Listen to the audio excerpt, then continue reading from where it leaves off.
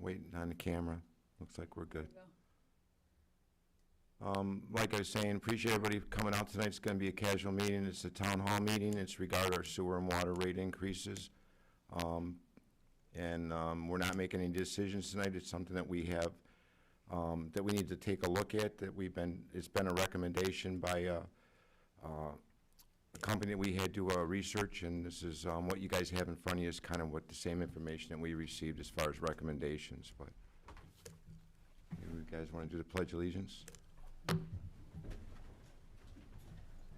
Allegiance to the flag of the United States of America and to the republic for which it stands, one nation, under God, indivisible, with liberty and justice for all.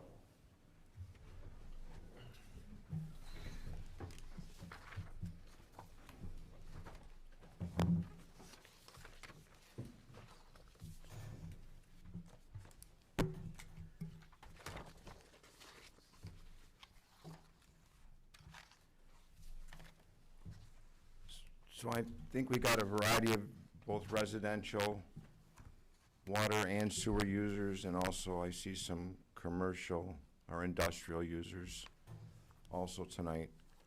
I think everybody had an opportunity to grab one of the packets that are over on the table over there, possibly to get the information. So if you look at the packet, it kind of shows over the past few years, you can see that our water debt has almost reached $1 million. There's a lot of different reasons for the water debt. A lot of it was because it was not, I guess it wasn't really maintained and managed properly through prior administrations, and because of that reason, we have a $965,000 debt that we need to address. We did have an asset management company come in. They did not charge us. It was through American Water Works Association. Michigan Rural Water Association. Yeah, recommended by American Water Works Association, and they did do a study. We have two sets of documents, one on the water and one on the sewer. And in the packet you have in front of you, kind of gives you a breakdown on what their recommendations are and what we need to change our rates to. We're going to give everybody an opportunity to speak at the podium. We like to hear what the community has to say. If you could just kind of keep it limited to 3 minutes, if possible. And I think that we would just like to maybe open it up for public comment to start out with. So if anybody wants to come on up, ask any questions, feel free to do so. If you can mention your name and your address possibly.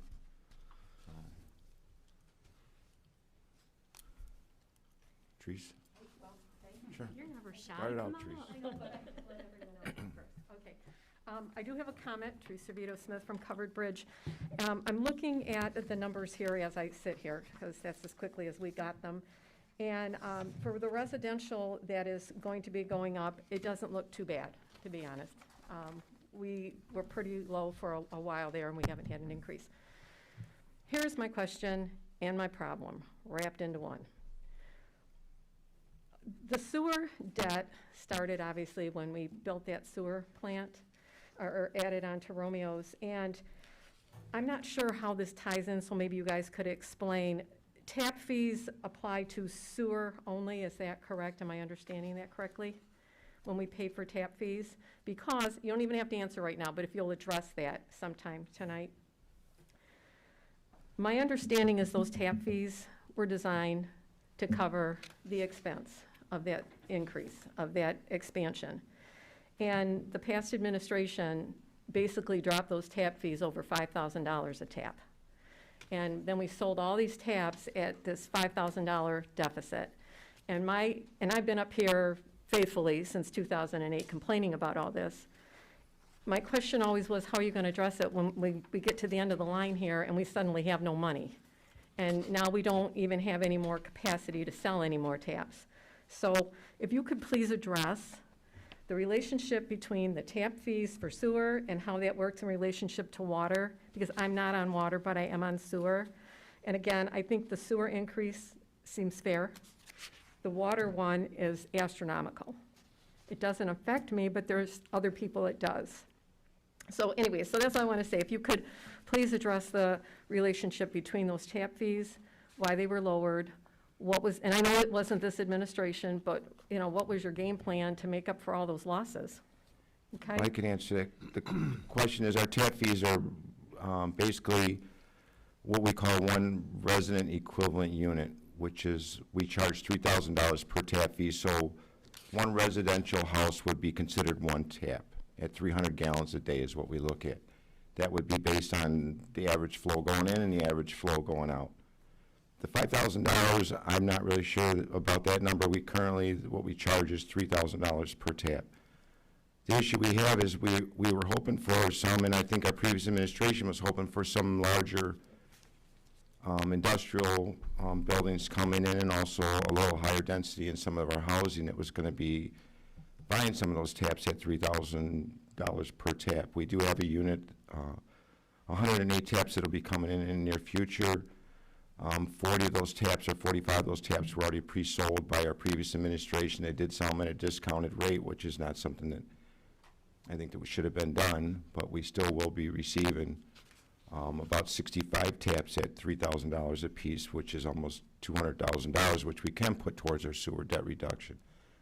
The unfortunate thing is there's a lot of moving parts in regards to our sewer and our water. It's just not what we pay for water that comes in from, that we buy from Great Lakes Water. We gotta worry about maintenance and repairs, infrastructure, repair. We have lift stations on almost every one of our wastewater areas in our subdivision, Twin Brooks, Cloverfield. We got one on 33 Mile Road. The maintenance and repairs on those lift stations are astronomical. We just recently had to replace both pumps over in Twin Brooks, which was $31,000. My point being is that we need to have, we don't have maintenance and repair fund set aside right now that we should have currently should have been initiated a long time ago, where we have that, I guess, that maintenance and repair fund. And every time that we have something that goes wrong, we have to take it out of the general fund. And that's what's keeping us from, you know, basically getting out of our sewer debt. And we did put in a lot of money into the sewer treatment plant in the village of Romeo that we invested in order to get sewer and sewer capacities and allocation from the village of Romeo, which we're still paying off, which we're close. Our sewer debt is not that bad if you look, but we don't have anything set aside for repairs. So that's kind of what we're looking at doing right now, so. All right, so what is the relationship then between those sewer taps and when people want to tap in for water? Because I see when I was reading this, you have a $16,000, you just have to pay that monthly fee just for being on water, besides the cost of the water. So when you put someone on that system, where are they paying for that $16,000 that you have to dish out? And on top of that, and we already know that everyone was underpaying for the water, but how are you planning to fix that? Is that with these numbers that you say recommended changes, will that cover all of that, 16,000 plus the water? That's correct, yeah. That should cover all of that. Then how do you make up the $1 million that we're short? Where is that Well, going to come from? that's going to have to be done over a long period of time. I mean, it didn't happen overnight. It almost did, but we don't have, we're not going to be able to correct it overnight. We're talking about a long-term plan. I mean, we're looking at the state of Michigan's coming to us. It's like, what are you guys going to do about your water deficit?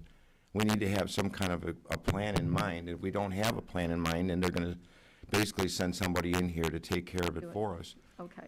And any way you're going to want to look at it, I mean, we have a lot of respect for the residents in this community. We're residents in this community, and some of us are on sewer, and some of us, well, not on sewer and water, but on sewer.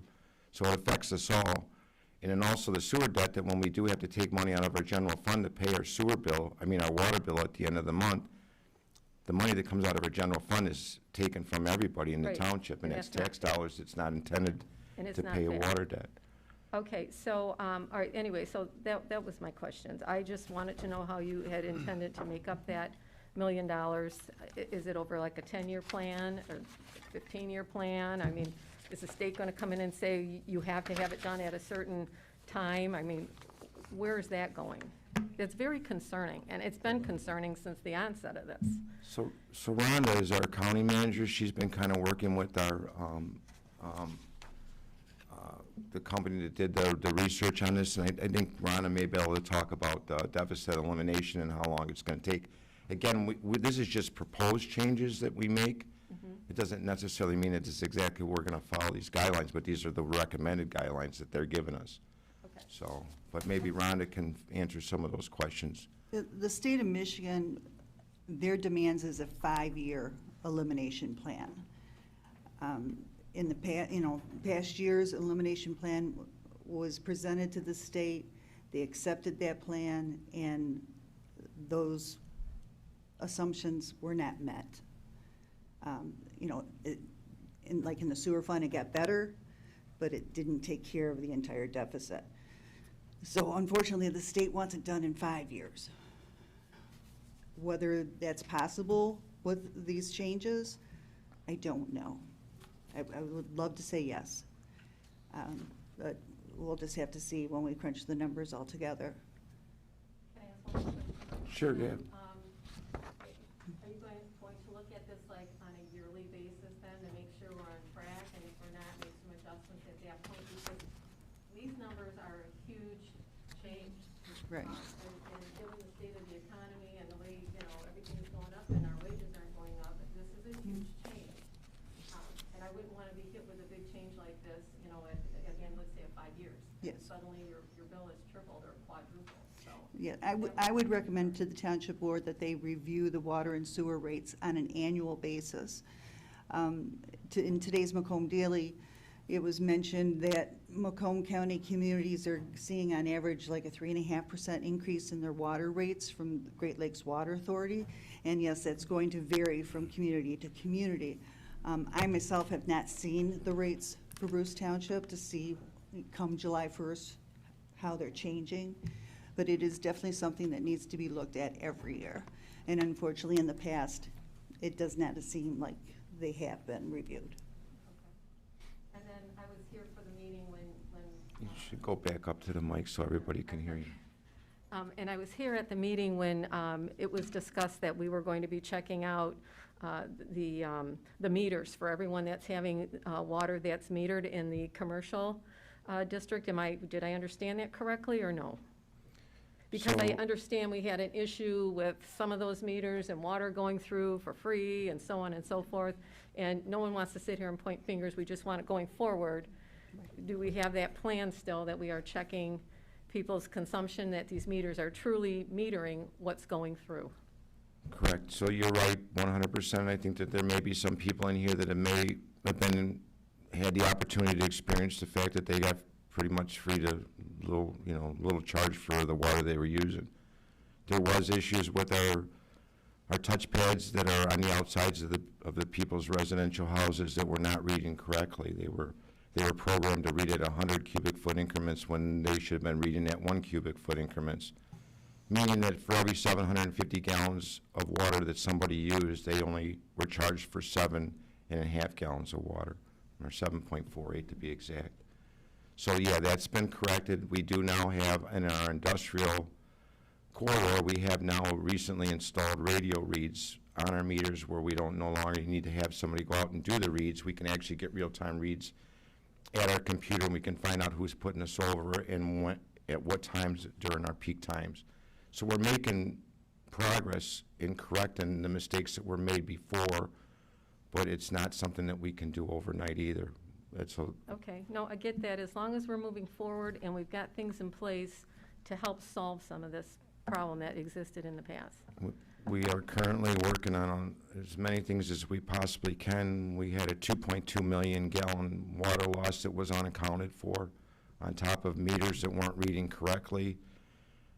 We had one meter on a large water user where there was obstructions in the meter where we were losing a large volume of revenue that way, and it's been since corrected. And then we're looking at things for the future. We may have to put in a storage facility. I mean, in order to store that water during peak times, in order to use it, or off-peak times, in order to use it during peak times, in order to drop our rate down from Great Lakes Water. And that's going to be our prime our primary goal is gonna be to decrease the rates that we're paying to, Great Lakes Water. Currently, we pay 6.1 cents a cubic foot to Great Lakes Water, not including the $16,000 usage fee, but we're only collecting 3.7 cents a cubic foot. We pay almost double to Great Lakes Water for the water that everybody's using. In our industrial, it's actually, we get a little bit more. We get 4.5 cents.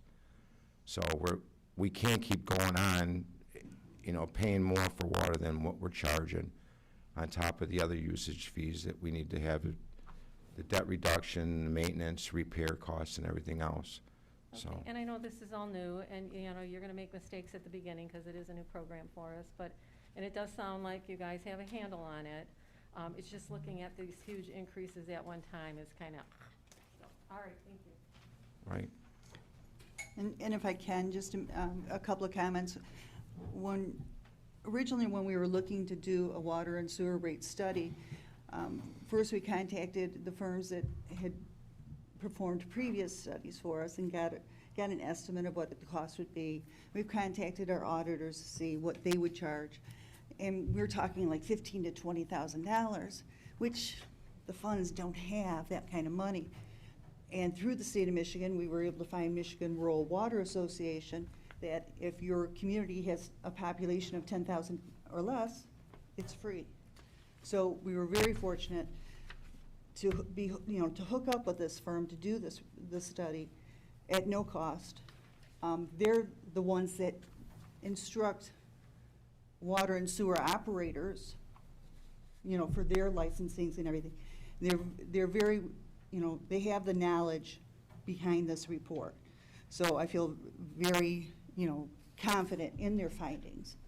And also regarding water meters, as a water meter ages, the readings will start to slow down or the meter will stop completely. When a meter goes faulty, it doesn't speed up. So, you know, that's one thing. In previous years of experience, I know people are like, my meter's got to be wrong, my reading's gone up. And no, it's the opposite. When a meter goes bad, it slows down or stops. So.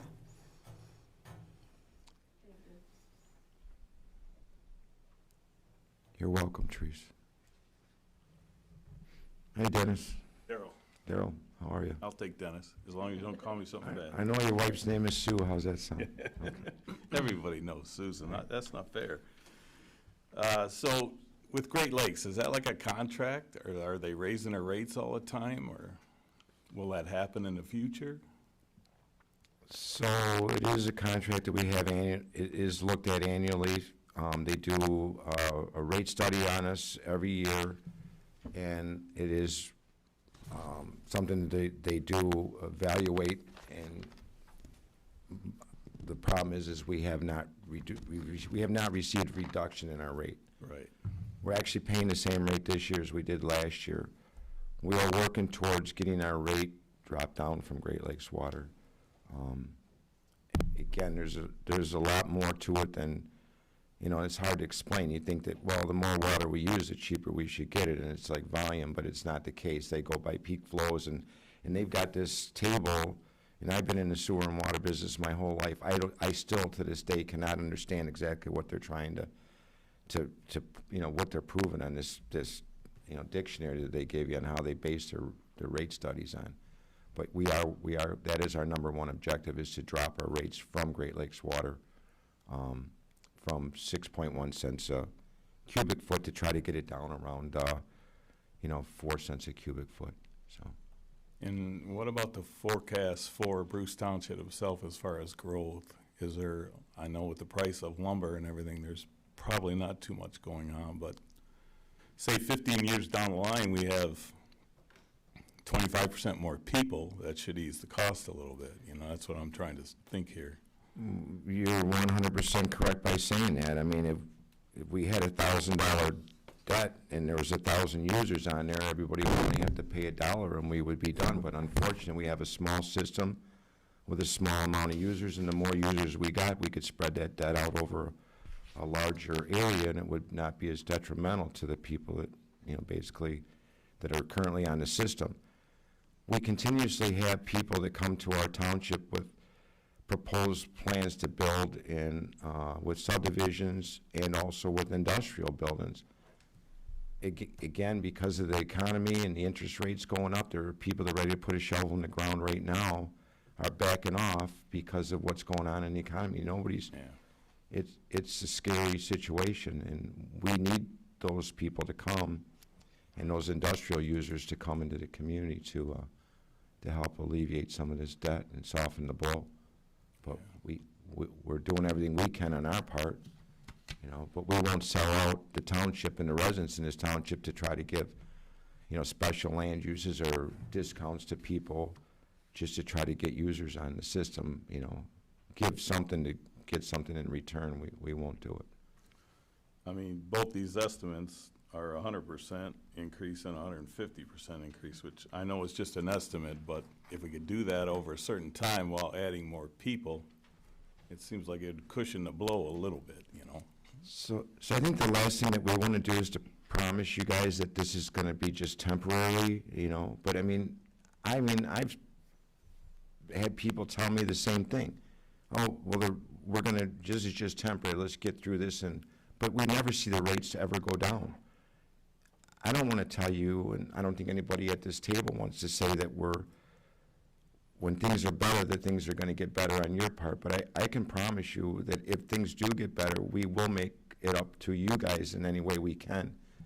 But in the meantime, we have to do something in order to, you know, take care of the problem that we have. I mean, there's, you know, and the solution, I'm not saying, I don't think that the solution is every time that we need to fix something that we got to raise rates to the community. I mean, we've done everything we can on our end without raising rates, and I don't think there has been a rate increase, you know, compared to every other increase that's been going on, you know.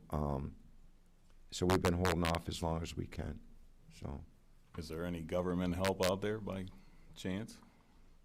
Not in regards to our sewer and water at all. I mean, unfortunately, I mean, everybody that watches the news sees Great Lakes Water always on the TV, one community or another up there waving their fists in the air. It's like, why are we paying so much money for water?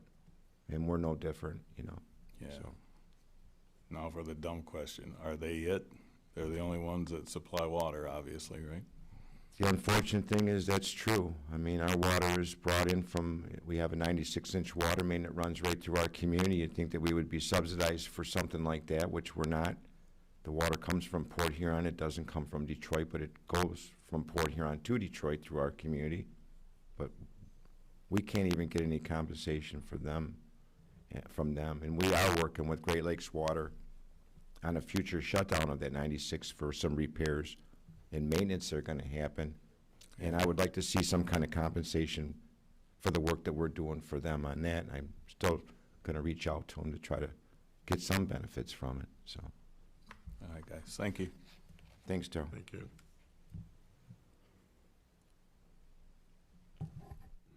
Anybody else? Tom? No? Hello, my name is Mike. I live in Cloverfield Village. Hi, Mike. I just wanted to come here and say that the increase for the summertime is going to go from $400 to $500 a month, a quarter, to $1,200 to $1,500 a quarter to water my grass. And I don't know how many people are on water in Bruce Township. I assume it's only like 5 to 10% of the community, and I feel like we are taking on that debt. It's not fair to us. I just moved in 2 years ago, and looking at these numbers, it looks like a 5-6 year debt. I shouldn't have to pay that back. I understand I gotta deal with it, but I just want you to take in consideration that the main increase is on, I mean, we are using the water. She's not using the water if she doesn't have water, but this is a huge increase, 300%. And I also would like to know what city they compared these numbers to, what they should be, and be able to get the debt down. So they technically, Mike, they didn't compare these numbers with any other city. They compared the numbers with what Just to it's try to costing slash us. the debt. Yeah, what it's costing us to operate our system is what it basically boils down to. And a lot of it is based on, if you live in Cloverfield, I don't know if you were on one of those meters where you were receiving, you know, basically water at very little cost. I for- was, yes. So, and we're still trying, that's part of the nine, And, I mean, if you say that we have to pay that back, that's what we gotta do, you know, to get these offset, that's fine, I understand that. When I came and talked to you guys told me, we'll handle it, it was our fault, it wasn't your fault. I said, well, I'll take care of it. right, And you guys said, nope, it was our fault, we'll handle it. I said, okay, I walked away. right. And now we're getting this huge increase on our water. Like, even this, just to have the sewer, I'm sorry, just to have the meters going double? That just seems like, this is astronomically crazy here. Especially like she said, with the times of increase in everything right now. I just hope you take into consideration that this is a lot to take on for us. Right, I understand the $20 meter fee that was supposed to be assessed on your bill, your current bill is like, I guess, a line usage fee or something, you have your phone line or something. It was, that was another thing that was never added to your bill. It's been in our current ordinance since, the ordinance was written, so it's another $20 a month that you should have been paying, which is $240 a year that you didn't have to pay either. So again, with all those things being said, I mean, it's where we've accumulated this debt that people that are not on the sewer, are not on the water, have had to step up to the plate and pay on their, out of their taxes to pay money into the water debt. And if we are so far in debt, and Cloverfield and a couple other subdivisions, wherever it is, use the water, how is it so far in debt if not everybody's using the water? I don't understand that. If we're $1 million in debt, it can't just be from sewer, it has to be from the water. So where did the water go? If I can, Great Lakes Water charges us a fee for each cubic foot of water that's used within the township. But then, so Bruce Township hasn't been passing on that full cost of per cubic feet to the users. So that's one item. But the other item is roughly $200,000 a year is being charged to us from Great Lakes Water. It's through a fixed monthly fee that we haven't been passing on to the water users. So that 200,000, that's a set fee whether you use the water or not? If you're hooked up to the water system, yes, So if you don't take 1 ounce of water, they still charge you $200,000 a year? yes. Yep, that's Great Lakes Water.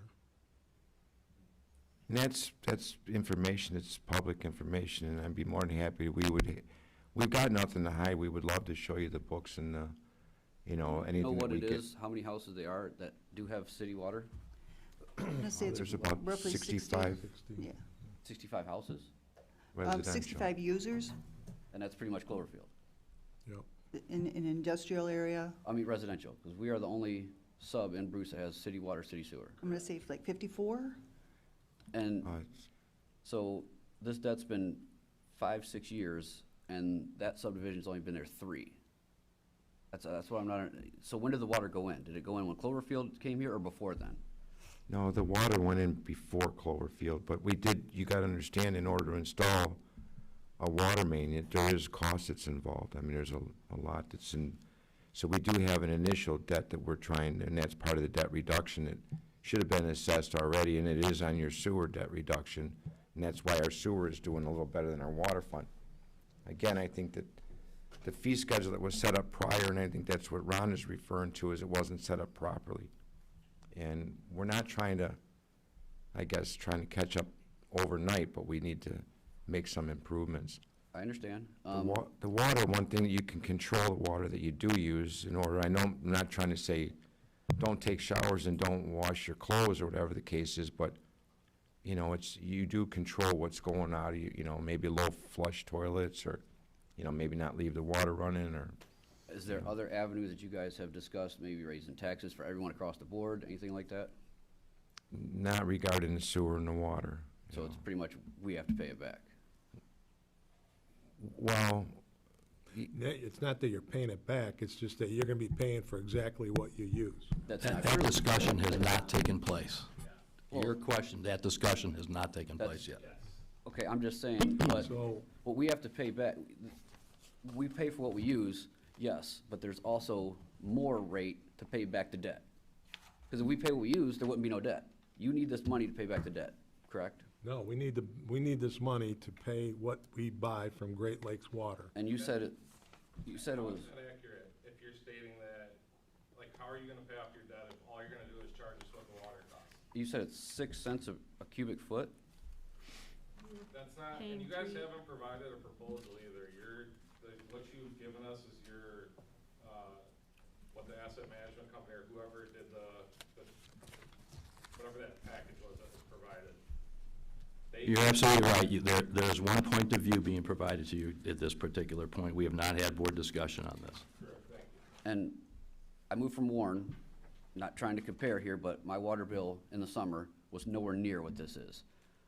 So they can't be charging that city more than what they're charging us, so I will be paying more than what I use. No, they do charge every city differently, and we can give you that information if So you how do we want. go about getting that corrected, to be the same across the board? That's what that's one thing that we're working on, and that's, I said, every year they do And I'm not here to argue. Right. Oh, I know. I'm sorry if I'm coming off No, that's passive. all right. I just want it to be fair. Right. I'll pay for what I use, but I'm paying back a debt that was in the past. And I mean, I moved here, I guess that's what I gotta deal with, but this is a gradual increase, yes. 300% is a lot. But I just hope you take that into consideration. Thank you.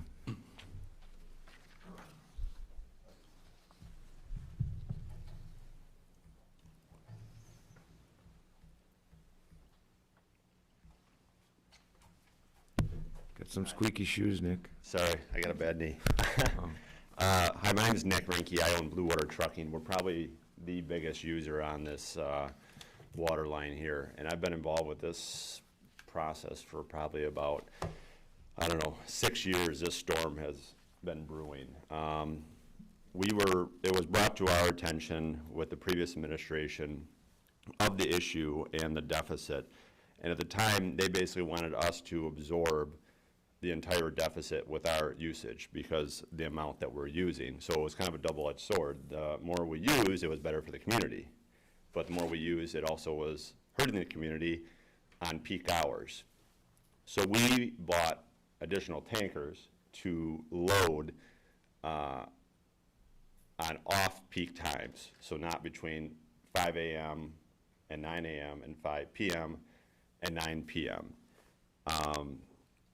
To try to offset some of these costs. So that was what we kind of worked with the previous administration on, and we're continually doing. And it worked for a while, and then they wanted to hit us with this huge tax for using the water for better terms. And it was something that we couldn't even work with. It would basically put us out of the water business. So we were going to move our water back to Romeo, because even on sewer and water in Romeo, because in Romeo you're charged for sewer and water off of the same fee. It's one of the same. There's not a separation. It was still cheaper. So I kind of knew that this was coming, but with what you guys are proposing here, we, again, wouldn't be able to purchase water from Bruce Township. I would need to move back to Romeo, which even would compound this issue even more. So I am kind of at a loss right now of this increase, because again, it wouldn't even be sustainable for us. So I just wanted to put that out there. Any questions for me?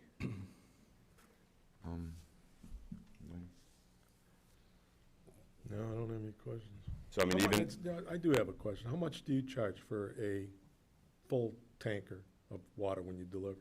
I mean, it varies from community to community. You know, our water rate is, you know, it's going up as far as the percentage of the load, but for a local route here in Romeo, it's probably about $3.20 a load Is what you charge? is what we charge. How many gallons is that, Nick? 6,500 gallons. But we probably use more. You said how many users are online right now? 65? Correct, give or take. And we probably use more than all those. We're, you know, probably 99% of the water is coming from us through the So- summer months. The biggest, I think you kind of hit the nail on the head. It's during peak times, and that's kind of how Great Lakes Water bases our schedule. Amount of users, amount of water going through at peak times. Yeah. And the thought was, I don't mean to interrupt you, but the thought was, is when we fill on off-peak times is when everybody's showering and, you know, getting ready for their day, and that's why they charge you those excise taxes during the peak hours or peak times. It did kind of keep the Detroit Water Department off you for a while, but now it's kind of reared its head again, and we're back to the same thing. But I knew that this was going to be coming eventually, but I didn't think it would be to this extent. Because again, Romeo's getting a better rate than you guys, and they're not in debt like this, so they can still give a better rate even though they're charging sewer on every gallon of water that they're selling with water. But Romeo's got two systems. Most of their water is on their well that they have. They do have Great Lakes water for like the engine plant and things like that, but that's about the extent of it. Yeah, But they run off of community well, or, bigger wells. yeah. So they I mean, can it's a major- regulate their own water that way. It's definitely a major issue, but again, I don't want to, I'm not threatening by any means, but it would just basically would make us uncompetitive in our water end of the business with these type of rates. I mean, it's not necessarily the cost per gallon that it would be, but it would be this additional cost per month for basically the fee is what would kill us. Right. So, I don't mean to add more stress to all already stressful situation, but it just wouldn't be sustainable for us. No, I understand I don't even, Understand, but our situation isn't sustainable for this community either. Right. You know. Yeah, yeah, it's an unfortunate situation, so. Thank you. thanks, Nick.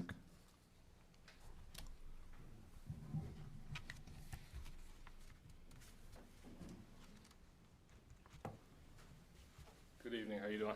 Good. My name's morning. Lewis, I live in Cloverfield as well. I guess I just have a couple questions. So, the study that you all sent out, basically, I understand it's not your proposal. So I guess the first question is, what's the timeline on a proposal for this situation? I guess, Well, we have a meeting next week. And Okay.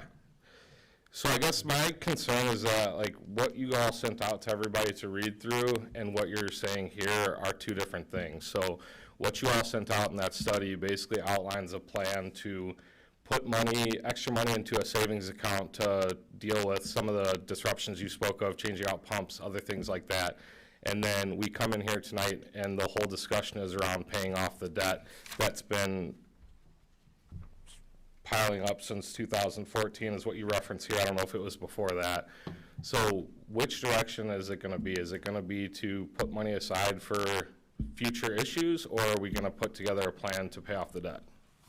so it's actually both. I mean, the primary goal is to sustain our costs that we're incurring, on a monthly basis or a yearly basis, and still have money put aside.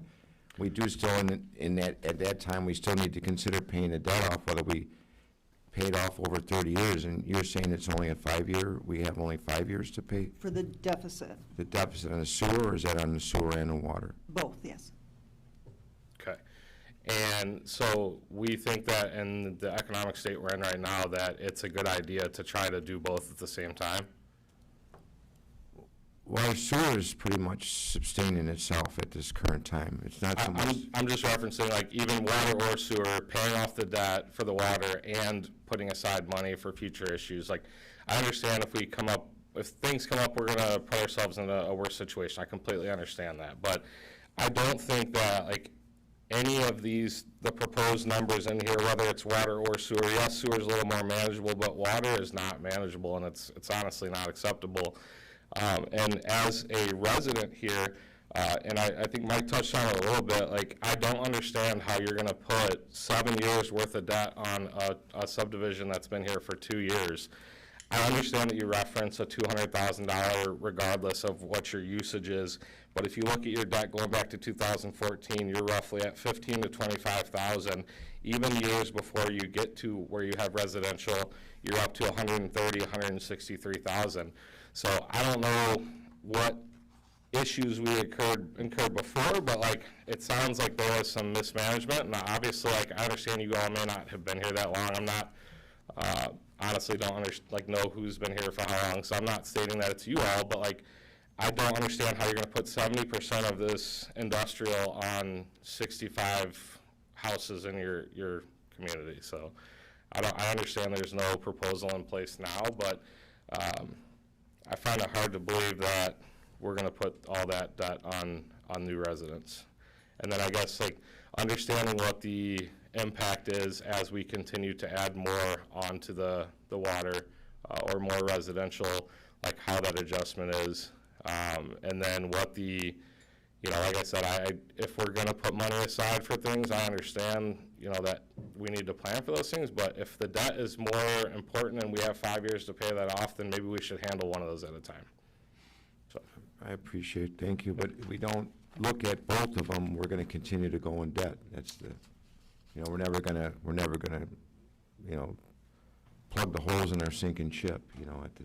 yeah, I think 3 times the current rate is pretty insane, honestly.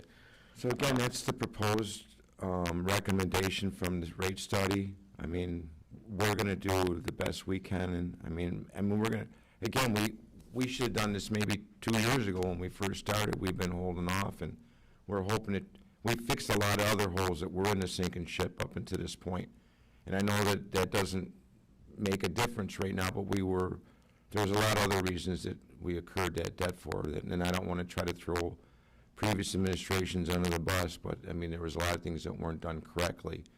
And we're just trying to move forward in a positive manner we don't want to devastate our residents and our community, and we're trying to make it as practical.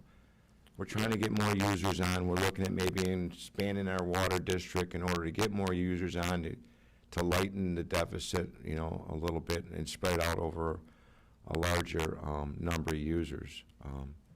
But it's both. We need to look at our rate increase just to sustain what we have going on, and also we have to put so much money into the deficit. Yeah, I mean, looking back at 2018 when it went over $100,000, like, is there a reason that it's taken this long to address this issue?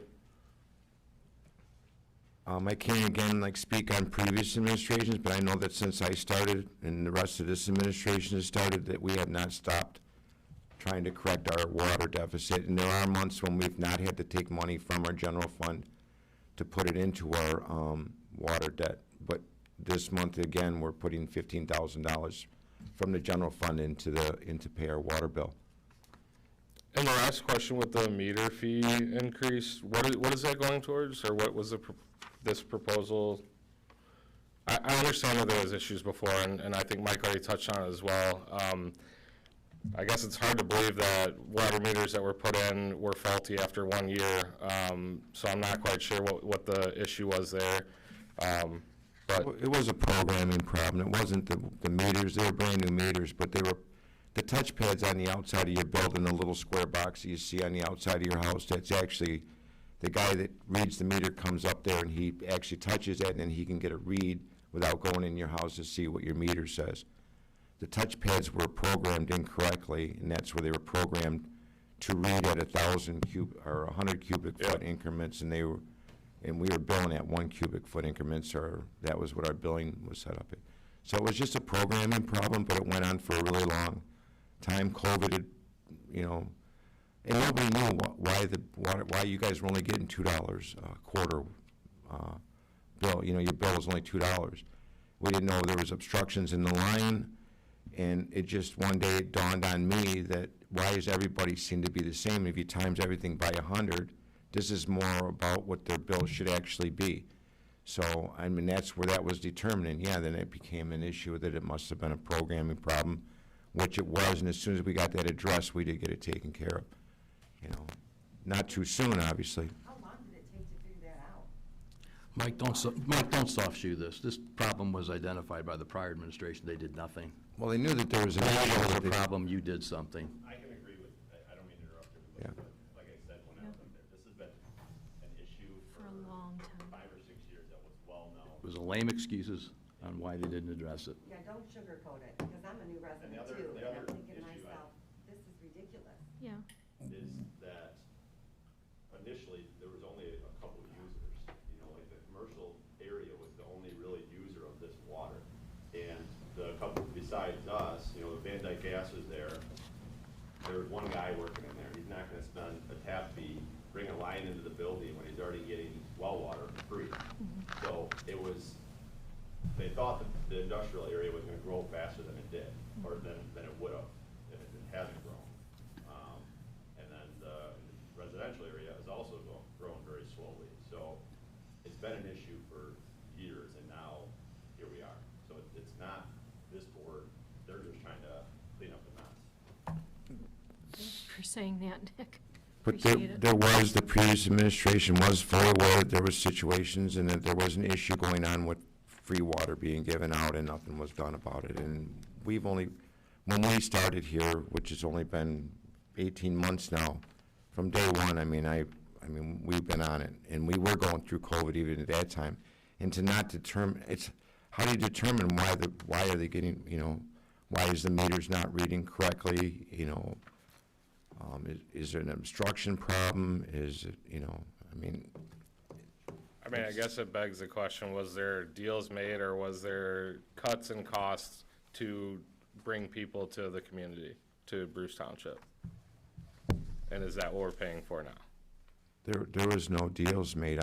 I guess I don't understand the question. Were people paying less for what we were paying for the water to bring them to this township? No, we've never tried to encourage people to move to the township and offer them free water, no.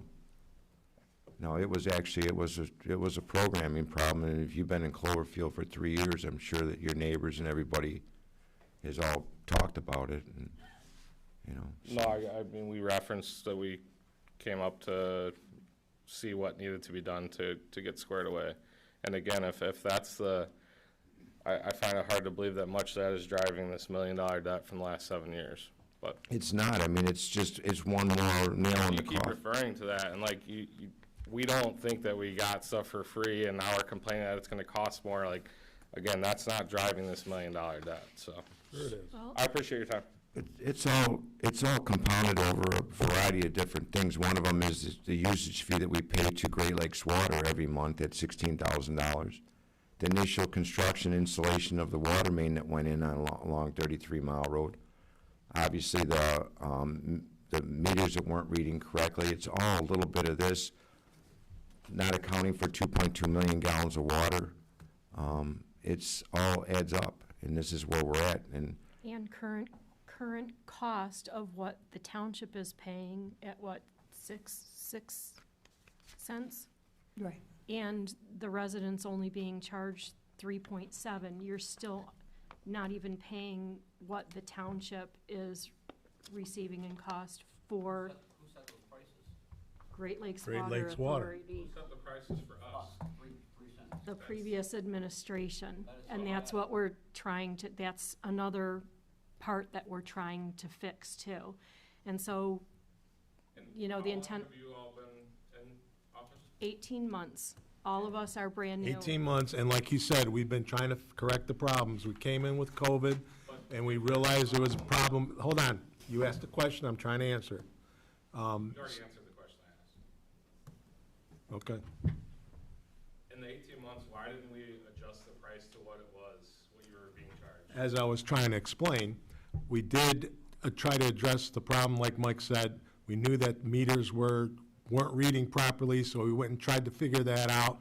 Mike figured it out, that there was something wrong with the touchpad. That got programmed. We thought that would fix the problem. So we've been trying to fix the problem so we wouldn't have to pass this on to our residents.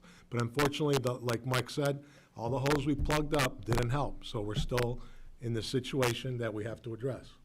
The holes that were plugged up have helped. Yes, they have helped, correct, Substantially, to be honest. but not fully.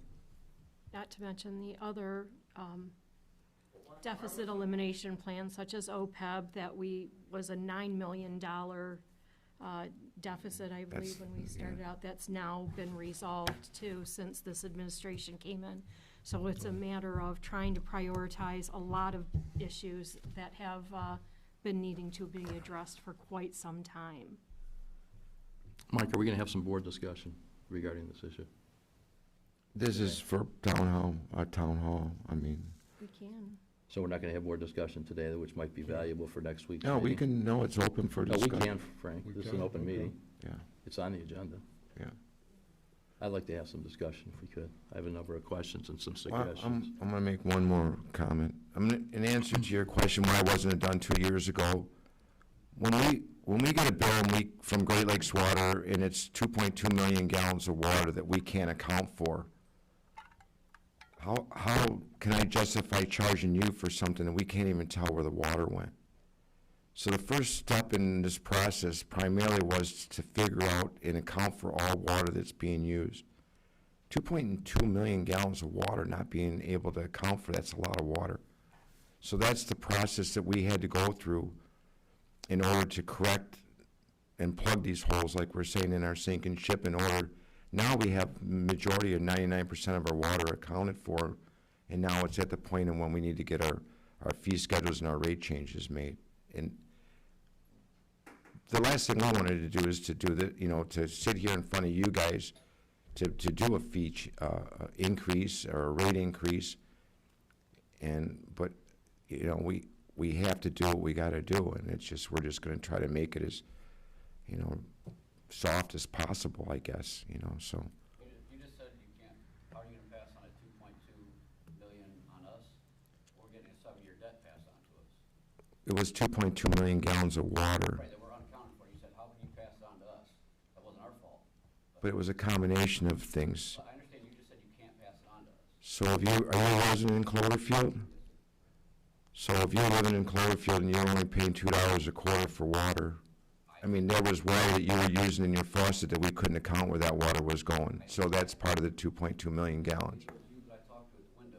I said, I'll pay whatever it's supposed to be. But we have no way of regulating it. That's the problem. You know why? We can't charge you for something we don't know what you're using. And we're not trying to catch up on it right now by charging you now. We need to have a program in place, a fee schedule in place. We're not continuously going in debt like we have been. And if you look at the graph at the rate we're going in debt, we're not trying to bail ourselves out overnight. We're just trying to get more of a economic plan in mind to be more efficient in what we're, how we're running things. It's a business, If you say it's a business, but you're being charged 6.7 cents or whatever she referenced, and internally charging somebody 3 cents. Don't you think that would be a good place to start 18 months ago? Again, that's definitely, you're 100% correct, but we know that we did actually, when we came in, we raised our industrial prices up immediately when we came in.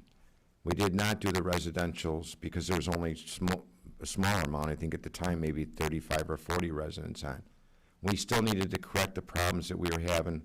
Hopefully correcting the problems that we were having, we would be able to reduce the fees that were being charged from Great Lakes Water. And back in the day, when we first started, it was only 0.45 cents a cubic foot, and it went up to 0.61 the first year that we came into office. So it's not always been at 0.61 or 0.061. So, So, again, Mike, this is just their recommendation of what the rate should be. How long, if this rate did go into effect, how long would it take to pay off that debt? that's something I don't have that number in front of me. It may be in our chart. Rhonda, do you know that? I do not know the answers to that, and it's not something that I've crunched the numbers, to say, okay, we're gonna use this many cubic feet of water, estimate for this next year, and at the current price, what it would be. I have not had the time to do that, so. Yeah, they had to use some formula over some amount of time to come up with these numbers, is what I'm thinking. But if we had 20 years, I know you said 5, but realistically, Yeah, if we had 20 years, it wouldn't be this drastic, you know what I'm saying? Yeah, the state wants a 5-year plan. Is it possible to ask for extension? From talking to the people in the Department of Treasury, it does not sound like it at all. Will the state help with our monthly tap fees from the GLA? I don't know if any grant out there that would be to help with that. I always come back to water costs so much, right? I don't understand the negotiation or this contract with each individual township or community. Shouldn't it all be the same, like electric rates? You'd think. If I can, I know in the past, one of the factors is how far away from the source are you? You know, that was one of the factors that were placed on it, and how much usage during the year you use, along with the peak times. Right. I've been out of the negotiations with Great Lakes Water for many years, so I'm not sure how those practices have changed. But if you look at the schedule of the rates for the 70 communities that are part of Great Lakes Water, there is a horrible difference between communities. So there's huge disparity. Of those 70, you say, how many of them are rural, like Bruce Township, a small percentage? Has anybody ever thought about going to them with a contract as a consortium, as a group of, several different groups of communities, right, as a consortium, and say, hey, we can see this, and they're paying this in Warren, we're paying this in Bruce Township. Yes, we're farther. I don't understand all that logistical stuff. Right. But has anybody ever really sat down or maybe the township puts a committee together to talk about this contract and how we could do better or how it would work as a consortium or think of new ways, innovative ways to try to make this go away? I mean, I know we're gonna have to get an increase and I'm not really thrilled about it, but, we have to, just because we've done it this way for so long doesn't mean it has to stay that way. We need to really think about our community and is it gonna grow? And if it doesn't grow, how can we make it better? Pull the communities in around you and try to see if you can do something that way. Mike can talk about Great Lakes Water Authority better than any of us, because he's very familiar with it, and he's been sitting in a lot of the meetings, but they're not nice people. Highland Park just went bankrupt a while back, and they had a $25 million debt that they owed Great Lakes Water. Do you know what they wanted to do with that $25 million? They wanted to spread it out all amongst all the communities in the southeastern part of Michigan to pay that debt. And if it wasn't for Mark Hackle and Candace Miller that went to Great Lakes and fought for it, we'd probably still be owing part of that $25 million debt. And they're They're the only ones, yes, in this. in the state of Michigan. this for us. Well, I don't know about the state, but here in southeast Michigan, right? So- Because you look at Flint. Flint broke away from Great Lakes Water to their own. You saw what happened there. I know Grosse Pointe Farms has their own water processing plant. Believe the city of Rochester still does. So there are communities scattered about, but they don't have the capacity to let anyone tap into them. I sit in on Great Lakes meetings all the time. We have 80 communities that get online and do a Zoom meeting, and every one of these communities have got their fists in the air. Great Lakes Water has absolutely no regard to what it seems like that they're charging the people. It's almost, I mean, Susan and I sat on negotiations for 2 hours, 1 hour one day with Great Lakes Water and an hour another day. They were laughing at us. I mean, I got so mad, and it's like, how can you laugh? I says, these are the people in our community that you're making fun of by charging us what you're doing. And it was disgusting to me that they could actually laugh at the rates that they were charging us and how they could get away with that. But there's nothing our hands are tied. And like Rhonda said, that they use all these different calculations by, how far away, elevations, how much you use, peak time, off-peak times. It's turned into like a real complicated mess. And I know that people had to see it on TV where people have been at town halls and you've seen Great Lakes Water there, and there's just they don't give an inch. And there's all we can. That can help us in the state and legislature or anything? They're A group of 80 communities? They are currently working on it because it's gotten to the point now that there's a lot of communities and a lot of the bigger government is looking at Great Lakes Water as like gouging residents in the community. But we're one of the higher paying communities, and a lot of people, Tax base, because we have pretty high tax base too. Yeah. Agree with that? it has nothing to do with the tax base at all. There's other parameters that reason for, yeah. I guarantee you, they don't pay the rates we do in Detroit. And they waste water like it's going out of style. But that's all part of what the process of us we're being billed for the waste. Absolutely. That's the sad part about it. We're not so much being billed for what it costs to sell water to us. We're being paid for everybody else's, waste or loss. Exactly why everybody that's getting billed should have the same bill, so they all feel it together. I'm in agreement with you. I mean, why do we have to pay more during the day than we do at night for water? I mean, I'm 100% in agreement. Yeah, all the costs are the same. Right. So, no, I agree.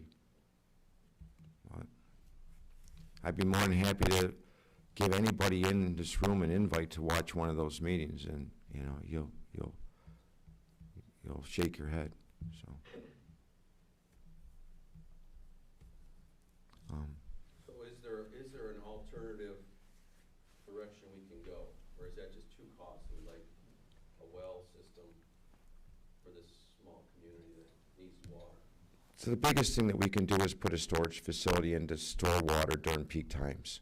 And that would be our biggest thing. And with the storage facility of storing water during our peak times, then we would not go over on our peak flows or what we're allocated through Great Lakes Water. We can store that water, use it during the day, and that's going to cause our rates to drop down because we're not, using that water during the day, I guess it should say. And again, but a lot of your communities, I'm sure you've seen the one that just went up in Shelby. Right. And Shelby was being gouged in the worst way, and they put up a $12 million storage facility over there. And when Great Lakes Water heard that they were building a storage facility tank, they come crawling to them. It's like, oh, no, what can we do, kind of a thing. And it's like, no, it's too late. So they put the storage facility, and it's an investment that this community's got to take, and it's probably going to, every resident in the community may get it on the chin in some kind of a millage or another, but in order to sustain being in a good, self-sufficient community, that's stuff that we got to do, so. Well, and if you did that, would you offer water to all the other residents that may want water, that have wells? Well, the problem is there's no infrastructure. We have water along 33-mile road corridor, and it's probably no secret, but we did apply for maybe some infrastructure funding from the state of Michigan to hopefully increase our water district to offer to more people if they so choose to get on it. So, but that's not something that's here today, and it might not be here tomorrow, and we may get rejected on the grant that we did apply for. No, but that's a good idea. We're trying, so. But anyways, thank you, everybody. Oh, Tom, go ahead. I think you need to understand that. You want to go to? Not you, I think the. Come on up, Tom.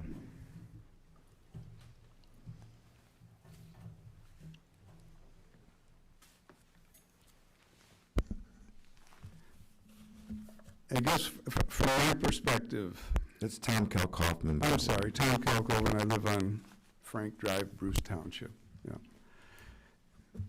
You have fixed costs in the system.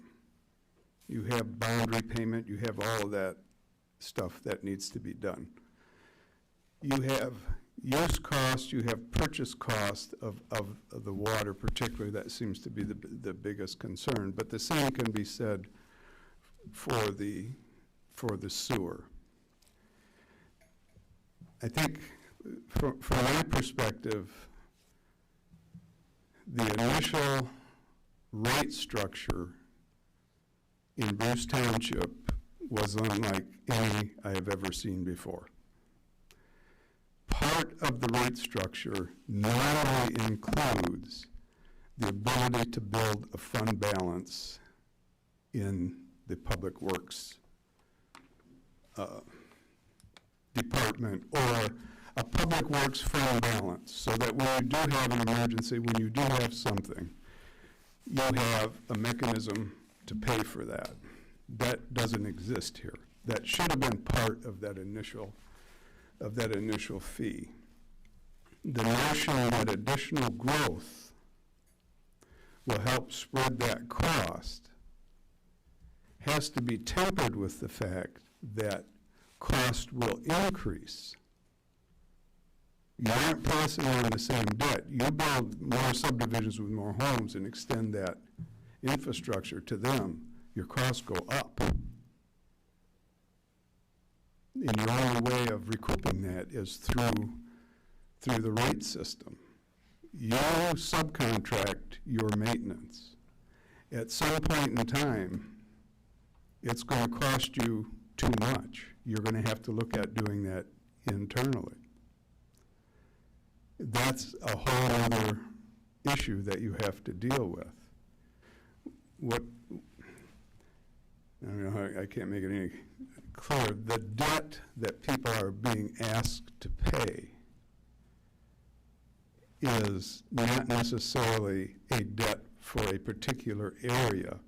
It is a debt to satisfy the cost of a system put in place to service that area along with other areas.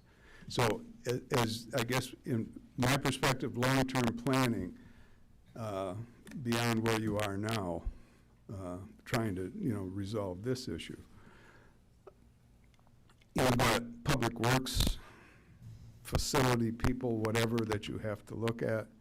You have an aging system, your sewer system is aging. You're going to have higher maintenance costs. You're going to have higher replacement costs. The initial rate schedules that were set were not realistic. And what you are, as a board, what you are doing is suffering the consequences of trying to catch up with something that should have never gotten this far behind. So, and unfortunately, I'm familiar with Great Lakes Water too and DWSD. You can't manufacture it or buy it, unfortunately, any cheaper than you are from them. The costs are too great. So, I don't know if there's any other questions, but that's just my perspective. Doesn't mean it's right. Well, Thank you. you're correct by saying that, Tom, we are paying on the bond that originally, or the money that we borrowed to put along with the SAD on 33 Mile Road. The future, what we're looking for is some grant money that we're hoping to get from the state of Michigan, with some matching funds from the township, which we've kind of got maybe a hold on, maybe some of the developers that are looking at, and also like Springbrook possibly, to get on the system and would pay for the matching funds that they want from the township. So maybe possibly we can probably expand our water for very little to no cost from the township at all. But you're right, we still need to maintain that system. It's going to need repairs. It's going to need additional hours of, man hours from the DPW to maintain it. But an initial bond that we're still paying on debt right now on both the sewer and water is one thing that we might not occur, which will be a good thing, so. Okay. Open for discussion for members of the board to, and we'll let, if anybody's got any more questions later, we'll let people speak again, so go ahead, Mike. Yeah, I just want to state some facts, want to ask some questions, and I want to provide the board with some things to noodle on before our meeting next week. So first, let's state some facts. What Bruce Township residents pay per cubic foot is 0.37 cents per cubic foot. Elmont pays 0.57, Shelby pays 0.43, and Washington pays 0.35. So we're at the low end of the spectrum of what our residents pay from our surrounding communities. One of the big issues that we have is on the cost side. On the cost side, Bruce Township pays 0.61 per cubic foot. The next highest community of all the communities that Great Lakes serves is Imlay Township at 0.42. We're 50% higher than the next highest community. And in third place is Romeo at 0.18. So we're about triple that, more than triple that. So my primary question is, what is the goal of our cost of water? Do we know that? We need to know that. In order to make a projection, we need to know what our goal is of the cost. And it should be to at least reduce our cost by 50% to become tied with the next highest guy. Number two, what is our cost starting July 1st of this year? Because I think that's when it gets started, right? Yeah. It's still 0.61, It's gonna remain the same this year. and we had no opportunity to get that lower? We did. That was Mike No and- success. and Susan, no success on We that. spent 2 days trying to negotiate a lower rate, but they wouldn't Okay, even. the other thing I would suggest is that we do some industrial metering and have a peak and off-peak, because that's where our biggest peak usage problem comes into place, is from our industrial base. And with the sewer, I remember the last board, Paul Okonowski and Debbie Obrecht were part of a committee, and they were supposed to resolve the issue, and obviously it's not. Has anyone had any discussion with them to find out Not had what their plan was and what went wrong? Because now we're addressing it, I don't know how, I know the rate stayed the same for a long time, but it was a significant increase when they put it in. And now we're asking for another significant increase for sewer.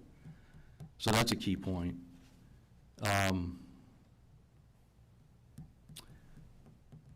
Number three, do we need committees to be formed on this? I don't know if we do or not, maybe to expedite, we don't. But let me throw some thoughts in for the board to consider. Number one is the debt.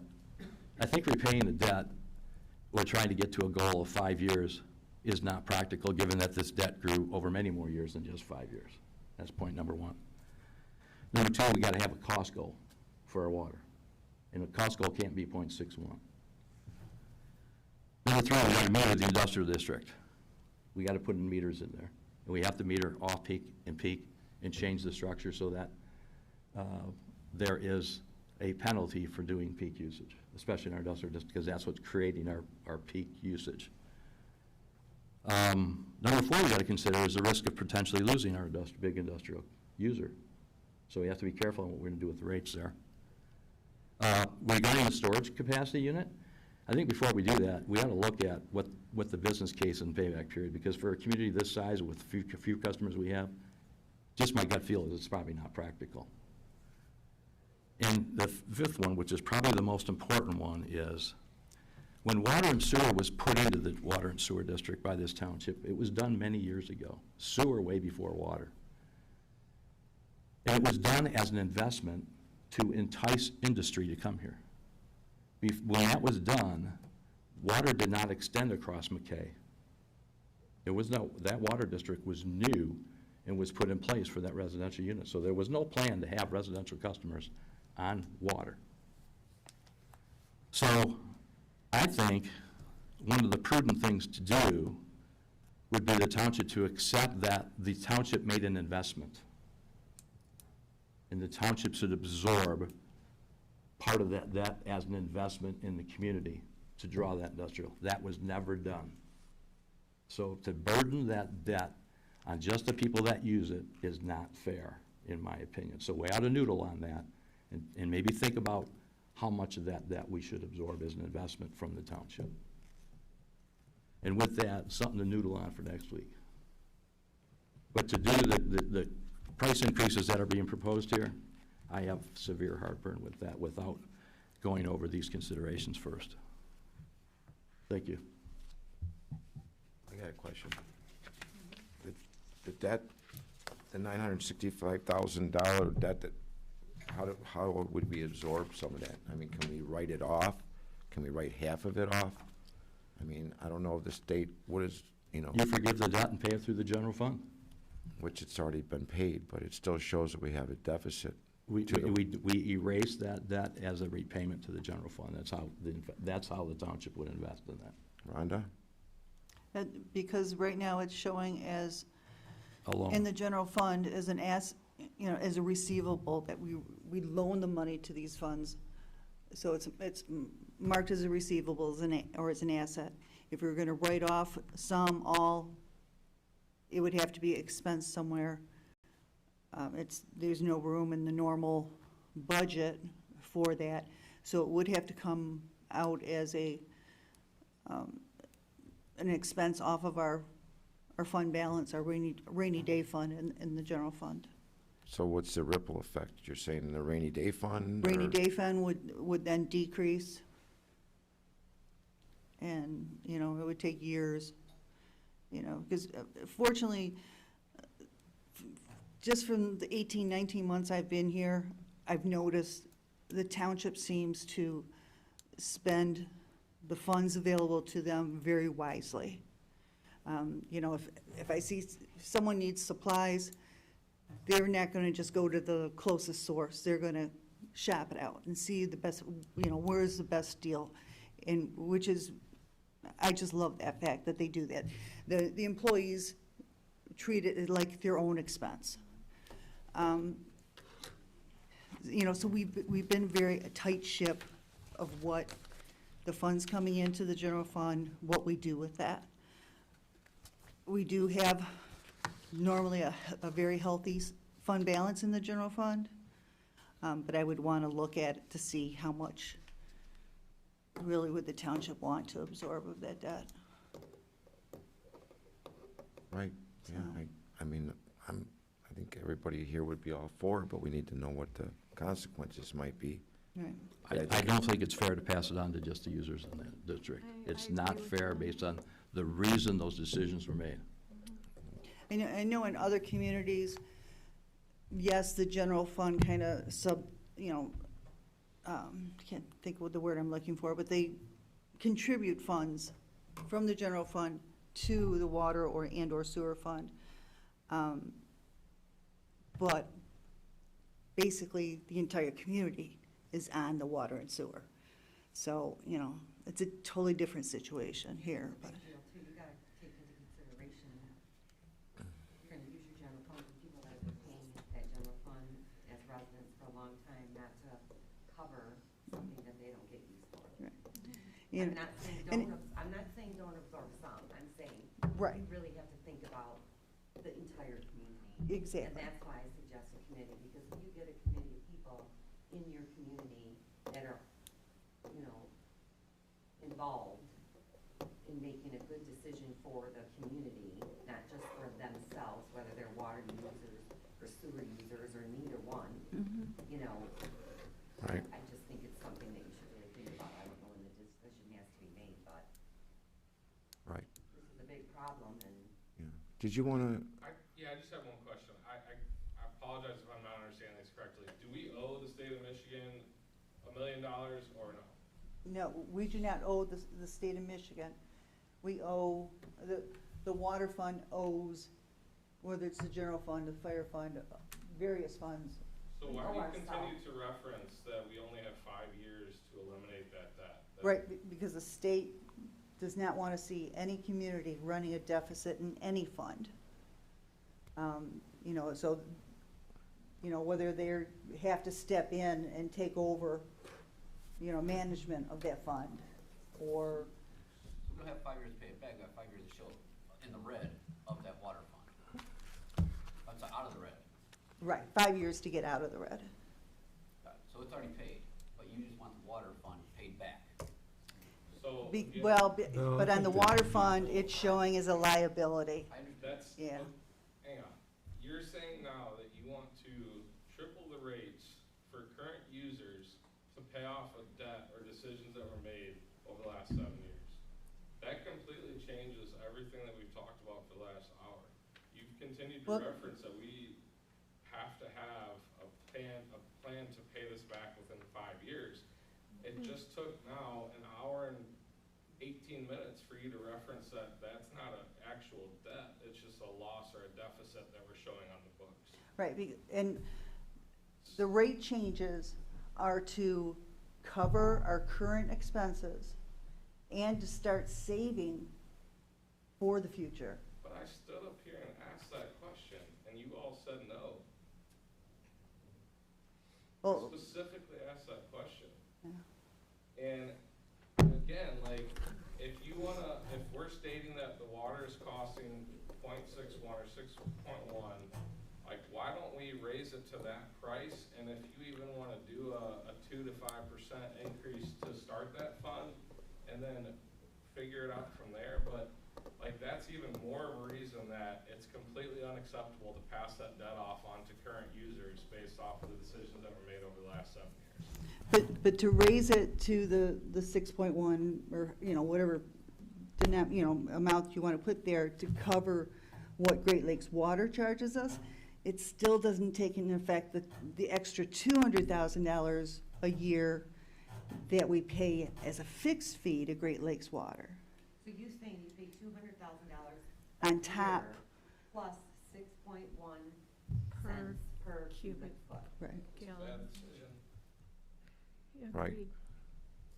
But all. And that's just to but break all- even just on the Great Lakes Water bill. And you guys are saying there's no way to get that 6 cents down to 1 cent like Romeo, or 2 cents? There's no way. Romeo's not at 1 cent, I think they're at .4, yeah, There's right. no way to get it down.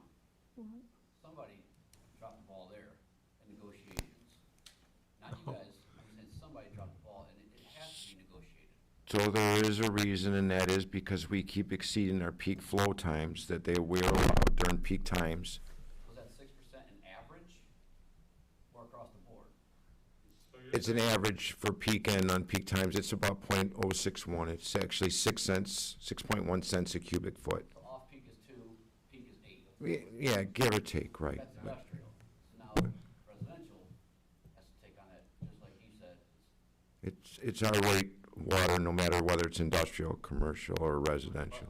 But your Industrial's peak using- usage is driving your rate increase that you just mentioned Right. based off the industrial. Which, I mean, everybody could be guilty of. If you're watering your grass during peak times, I mean, it could put us over. That gentleman said at Blue Water Trucking, he's using 99% of the water. I'm not gonna speculate by saying anything, but when he fills a tanker up with 4,500 gallons or 6,500 gallons at a pop, I can't say that he's always doing that during non-peak times. So if anybody's gone by there during the day, I'm sure that you might be able to see that there's a tanker being filled up during peak time. How are we gonna monitor that going forward? So that was all part of the system in which we're trying to correct everything, and we do, the old meters that we had in place that were previously installed, we now have radio meters that are installed, and it's a SCADA system, which is, it's like a supervisor's control acquisition data is what it is, and we get real-time data from that meter at our computer, at our desk, so we can tell, when we get an alert from Great Lakes Water that we're exceeding our peak flows, we can actually see who's using those. And like Mike was stating, in our industrial users, we need to start charging more during our peak times for people to exceed a certain flow rate during our peak times. It's a lot of, You have one person utilizing 99% of your water, 90% of your water. It's not 99. It's not 99. 90%. It's probably 75, but one user does use a lot. Yeah, so why are we not starting with that? it's all part of the same, it's all the big picture. We're working on everything by correcting your guys' meters, working on their meters over there, getting the flows, and it's all, I mean, it's not just one problem we're trying to make, and we can't just go after one user in our industrial, or it's illegal. We gotta give the same rates to everybody in their industrial area. Well, that person's still gonna pay for the water they use. Well, exactly, but we just can't target one individual user, I'm just saying. Right, no, I know, but there's, if they're using 70%, they're gonna pay 70%. Right, But they're driving our costs through the. yeah, but we have no way of proving that. That's the issue, so. Now we're at the final stages with the new software, with the new meters, with our new billing department, that we have everything, and we can start moving forward on correcting these problems. But like I said, it's one more of these holes that we've been plugging, that this administration has been working really hard not to be, not to get to this point where we're trying to raise the rates. But, and if we do have to raise them, at least we're gonna be working in a more physically responsible future instead of just keep losing water. And this is a workshop for us. We're not allowed to really discuss things when we're not here, because we can't violate what we would call an Open Meetings Act. So as you see, we're trying to discuss ways of trying to correct this without, a dramatic increase to you guys at the same time. And we have a smart board, and believe me, we're gonna do what we can to figure it out, to make it the best that we can for everybody in the community. And you're correct by saying it. There's people, myself and everybody here and everybody in this room, that has paid that $9.5 million out of their pocket through their tax dollars, and to just say, forget about it and let it go away, there's gonna be some people that won't be happy. Right, so we have to consider that. Especially when you have people that know that it wasn't working properly, that came in and said, we're willing to pay that. Do you see what I'm saying? You have a community of people that are willing to pay what they use, right? But we couldn't even figure that out as Right, a yeah. township. So, Do you know what the total usage of water is from Great Lakes Water Authority? we have a meter that we pay, that we know exactly what we use from Great Lakes Water. I don't have a meter read in front of me, but maybe Rhonda knows off the top of her head. It comes in quarterly, correct? Well, let's see. I want to say it's 200,000? Or, I'm sorry, 2.1 MGD. I thought I heard you reference 2.2 million. It looks like between April of '21 and March of '22, that we used 3 million, 3.1 million MGDs, or, MCFs, million cubic feet. right? So 3 point, I mean, if that number's correct, it seems high, but 3.1 million cubic feet, and you would take that and times it by 7.48 to figure out how many gallons that would be.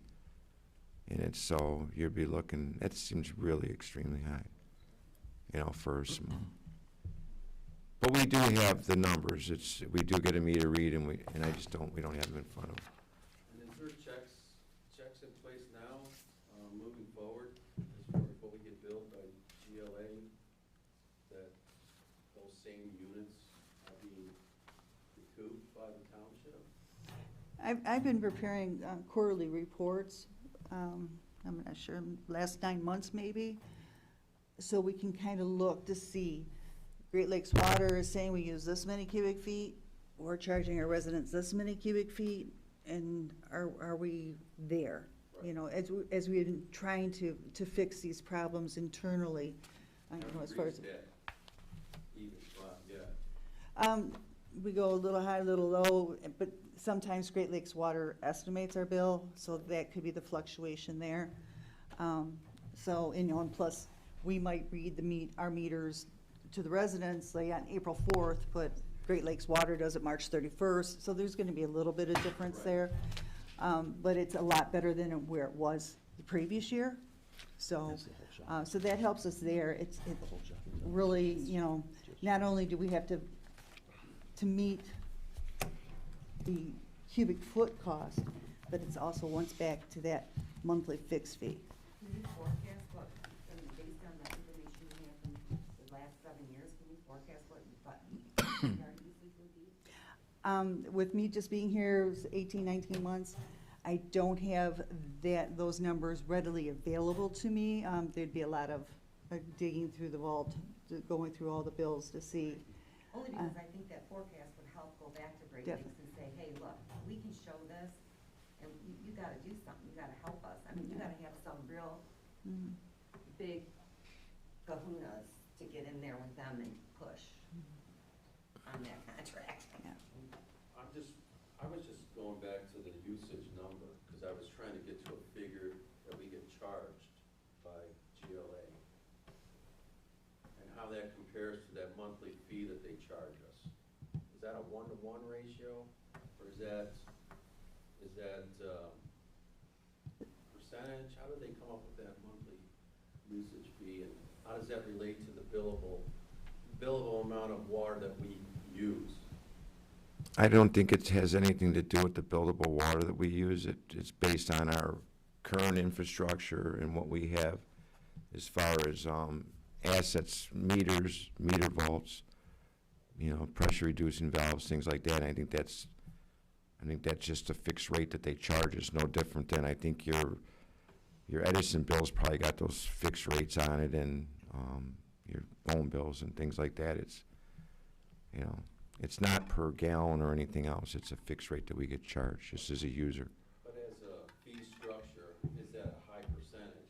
You know what I mean? Does that change our cost for water per unit by a factor of 50%? Does it double it? What does that impact have on the billing, the total bill? You know what I'm saying?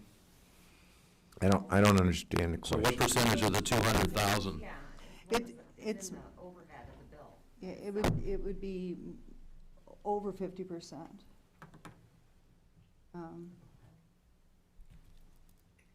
Let me just, So we're paying $200K no matter how much water we use every month. Every year. Here, that's, Oh, every year, that's not much. Still a lot. it's still a lot. it's still a lot. I mean, for us, is that- because we're small. Yeah, is that a new fee, or is that something we've been It, that, paying all along? it's been on there all along. It will vary every year. The previous year, it was 15,900 a month. This past year, it would spend 16,700 a month. I don't know what the upcoming year would be. Is that factored into the 6.1 cents or No. that's on top? On top of it, So, yeah.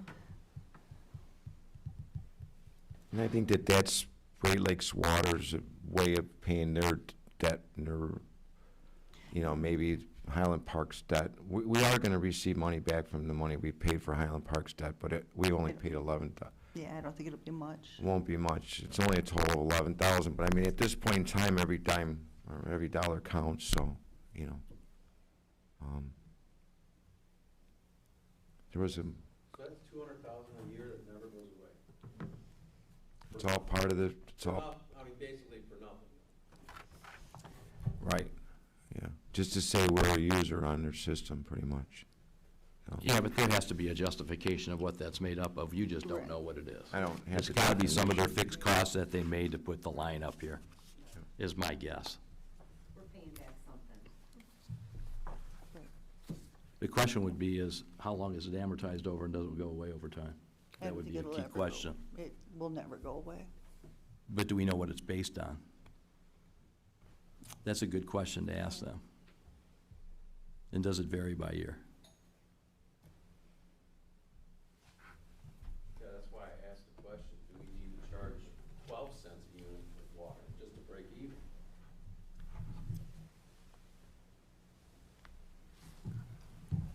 I think the rate increase does show somewhere's around 12 cents a cubic foot, you know, as compared to where it was at. You guys still aren't answering the question, like, where can we see that? Like, what is if you look at your historicals over the last year, if you wanna pull the year, how does, if you use that 3.1 million, how does that break down into what we're getting charged? So if it's 6 cents, what are we adding on to that cost? Just use that year that you referenced, I guess is what I don't understand. If nobody knows that's okay, I thought Rhonda said it was 50%. Well, just the fixed fees. Is about 50% of our It's more like cost. 60% of just our direct water cost. But then you have to add in the cost, you know, whether it's the contractor that's going out there reading the meters and our billing fees and so forth too, that's got to get added on. And then you got to look at having money I set think aside. I think the question's a little simpler than that. Okay, I mean, I'm just I looking think at. the simple question is, how much do we pay per year for, just based on the 61 cents for the volume that we use? What's that total amount? And how does the 200,000 compare to that total amount? Is it 50%? So we pay Close about to four, 50%, we pay right. about 400,000 for usage and 200,000 fixed to the Great Lakes Water? If, say 200,000 fixed, 200,000 for water this past year. So it's just the Great 100%. Lakes. Yeah, So really, we should be charging 12 cents. I think that's what I just said. Yeah. So your variable your variable spend is as much as your fixed. Why would This past anybody year, wanna yes. move to the township after they find that out? I don't know why you would establish a township on those costs, Yeah. but that has How nothing you'd to do with establish it, you know, it's water. just taking the facts and trying to Yeah. rule them. Right. This is unsustainable for our community, I think that's what we've established. Right. We need some more representation through the state or some other, some way to address this, because we're just getting hosed. We're just getting poured to us. And we can charge what we want, but it doesn't seem like we're ever gonna get out of this situation. And solve the problem. We're just getting hosed. Right, Right. we're the little guy. Well, we don't have, all the answers, but we're working on it. We're trying to come up with a solution. We appreciate. I appreciate all your efforts, I really do. Thank you. And But it seems like we're up against, We're fighting a losing battle. right, we're up against a Goliath. Yeah. And we need a heavy hitter on our side, I think. I don't know who that is. Have we looked into any kind of consultant or anybody that can negotiate a contract for us? Because, I've- nothing against you all, but I clearly, like, just based off some of the numbers that were shared based off of other communities, like, yeah. it's not, It's not sustainable. Right. Yeah, so there are consulting firms out there that do kind of negotiate with Great Lakes Water, and we're currently working to try to get a provider to negotiate. Our water rates are gonna be, the bill that we're gonna be paying next year is gonna be based on what we use, I think it starts in June to August, if I'm not mistaken. Yeah. You're talking about the peak, the whammer, June 1st to August 31st. So Great Lakes determines our flow off a 3-month period, and that starts June 1st to August 31st. Obviously, in the summer months, when everybody's watering their grass and everything else. Filling their pools, right. So can't we like put a note out or whatever, and water every other day or water every 2 days or? Well, we do have an ordinance in place. You're not supposed to water during the day. It's supposed to be at nighttime, between 9 p.m. and 6 a.m., to be honest with you. Does everybody know that? Well, they should, but we need to probably send another letter out possibly for If that. they're not getting billed for water, they don't give a shit. Right. Excuse my French. Well, they do. For sure you do. So Sorry. at least you got that going. And if you are watering your lawn, I'm not sure if it was the American Water Works Association or the Michigan Public Works Association, but they say 10 minutes, no more than 10 minutes a zone every other day, every third day. So if you have your sprinkler set on an automatic timer, you might want to adjust it. And then obviously, if it's raining, do a manual shut off, so on the days it's scheduled to go off, just to conserve water and not to overwater. Yeah, there's a lot to consider. Yeah. I don't see how you fix this in a week. Well, it's been hard trying to just establish the whole picture in 18 months. Right. You know, I mean, Louis, you said, you know, why haven't you guys done something about it? It's not just a simple solution. There's so many different factors involved, and, you know, some that are not controllable factors that we can currently do anything about as of yet. We can try. But the township has done stuff to We have. try to We've been trying. reduce the waste, figure out the metering problem. Oh, yeah. I mean, we haven't addressed the rate issue yet. And I just, for everybody here to know how much time and effort, you know, especially Mike and Rhonda have put into, you know, just working and trying to get to the point of where we are right now, I can't thank them enough. And, you know, it's just a continual process. So we're not only sharing information with you, but we're looking for any ideas, suggestions, you know, and ideas too, as far as how we can move this forward and doing the right thing for not only the current users, but the community as a whole too. And we referenced this today and then next week, but we've been working on this for quite a few months, and we've had a lot of work sessions where we've tried to come up with some ideas, so we don't want you to think we're just trying to resolve this within 1 No, week I time. didn't mean to insinuate you're just trying to fix it in this next week. I know that there's been a lot of work done with the studies and all that, and there's been a lot of other things done. It takes time to grasp what the root causes are to the problem. And I still think there's information that's being brought to light tonight that needs to be addressed and acted upon. And like you said, I do appreciate all your efforts. It just seems like a very daunting task. Inputs. We're not dealing with a very friendly company. Yeah, your inputs are just ridiculous. Yeah. They're just ridiculous. But even if we reduce our current fees that we're paying to .61 and get it down to more of a neighborly figure of .04, and we still got the fixed rates that still everybody charges. So, I mean, there's still those fees that the other communities are still paying. You know, whether they're comparable, that's one thing we don't have in front of us. You know, the other $200,000 a year. Yeah, So. are those fixed monthly fees the same? that From most of community to the- community. Again, it could be based on the elevation, how high the water's gotta be pumped from, you know, Right. distance, things like that. Which makes no sense to me at all, because the 96 inches right down McKay Road, you know, so, Are they paying more based on their population than we are? right. Are we paying more per capita than we are? Well, and clearly you still have to raise because we're not charging what we're being charged. Right. I mean, that's, Right. Yeah. No, I mean, that's common sense, obviously, which we knew that to begin with. like the gentleman behind me mentioned, you know, if you want to sustain things, sometimes you have to pay, you know, a penny more to put into the fund, so that the general fund isn't always being tapped out for this type of stuff. Right. But at the same time, the $200,000 gets spread out over more users, makes it less of a debt to the one individual user, so. How much of the water is used for sewer? How much the water? I don't understand plumbing well and everything, but. The two are, I mean, the two are separate. They are separate, but we still have some type of bill for the sewer water and pumping that and getting that all removed, right? For the sewage, yes. Yeah.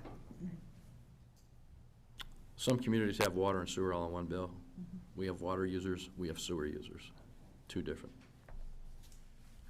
And the people that are on both, the sewer and the water, we can meter their sewer flows by what goes into their house, and that's how we would regulate what goes on their actual outflow at the same time. People that are not on water, we have no way of regulating what they flush down the toilet, let's just say. So they're on what we call like a fixed rate. And everybody, whether they got 6 people in the house, or if it's just one elderly man, they all pay the same fixed rate, right? So. What other discussion? Lisa? I'm just looking at my notes. I would be interested in seeing, just as we know what each local area, Elmont, I think it was Elmont, Washington, Shelby, what they're paying cost per unit, what the difference is in fixed rates. Are we looking at substantial numbers, and what are we in comparison? You mean our $200,000 versus Yeah, those? That'd be yeah. good to know. I just would be interested, is that difficult information to obtain? For No. their fixed fees? Yeah, If those communities would be willing to share with us, I mean, we know what they're paying monthly okay. to Great Lakes Water, but to look at see how many users. Okay. And then the other question I had is, Mike, I know you've, had some Gotta meetings with. speak up. I'm sorry. I know you've had meetings with Candace Miller and discussions with some other surrounding communities regarding sewer matters. Have there been any discussions regarding water and, the potential of, approaching Great Lakes Water Authority or anything Nothing to like do with that? water, it's all regarding the sewer. Sewer, okay. There's, I don't know how to explain it, but Great Lakes Water is not like, they're not willing to negotiate with really anybody. I mean, they don't really feel that they have to. We don't have like another resource or another agency where we can get water from. Right, but, not willing to negotiate, why is it so significantly different for surrounding areas? Based on our peak flows, again, I mean, it's hard, I don't have the, and like I said, it's a very complicated process, and if you want to maybe Google it, you might be able to find some answers on that, but it's based on our peak flow rates is what it basically boils down to, and that's how they regulate our fee schedule. So, and there's no negotiating it. It doesn't make much sense, I'm sure, but again, I mean, it's, when we comes time to negotiate in our next rate, I'd be more than happy to have you come on in and be part of the meeting with us, believe me, so.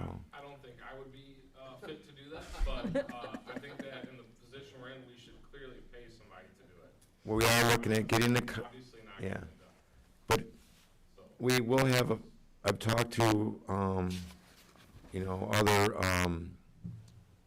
what do you call it, you know, resources and other, you know, people that may be able to represent the township as far as negotiating the rates, but it's not based on so much on a negotiation factor, it's still based on what we use.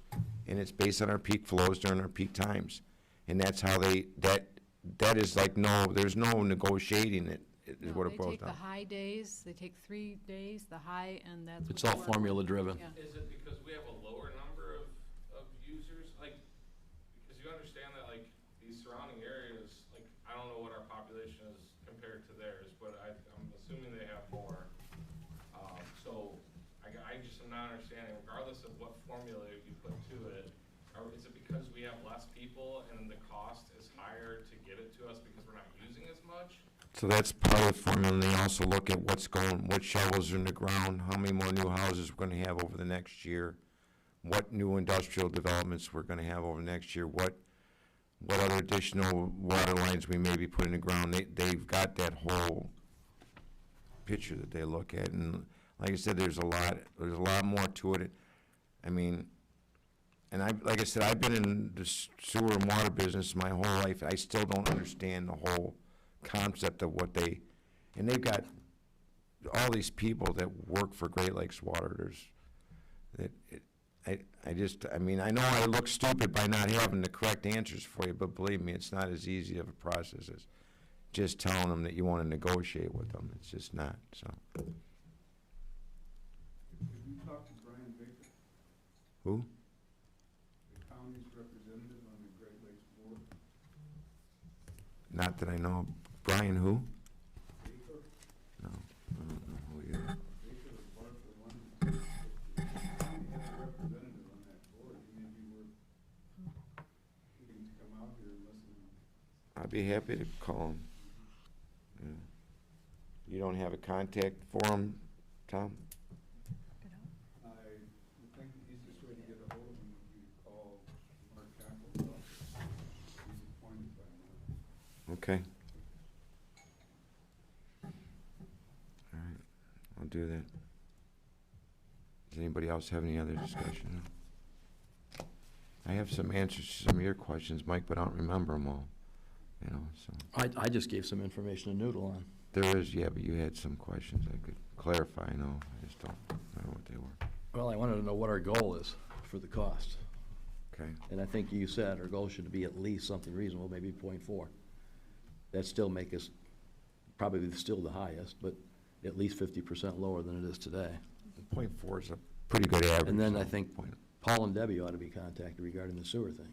And we had talked about that too, even last week, and I said I was willing to do so, and I had asked, because it was just a one-off conversation, if you're still willing to do that, I can put a call into them also. And I don't know if we'll have, you know, based on their availability, whether we'll have that opportunity to meet before next week's board meeting, but at least we can try to get that on the schedule. I don't understand the purpose, to be honest with you. Because when they put together that rate increase they did, it was a pretty significant one. Yeah. It was supposed to fix the sewer problem. But it did. It obviously did not. So I'd like to know what were their assumptions and what's changed? Yeah. And did we do something different? Did they assume something wrong?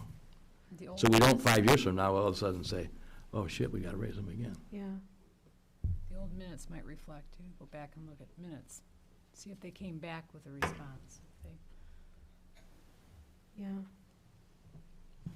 But They did put in a rate structure that made more sense. I mean, like Mr. Kalkofen said, the original rate structure was nonsensical.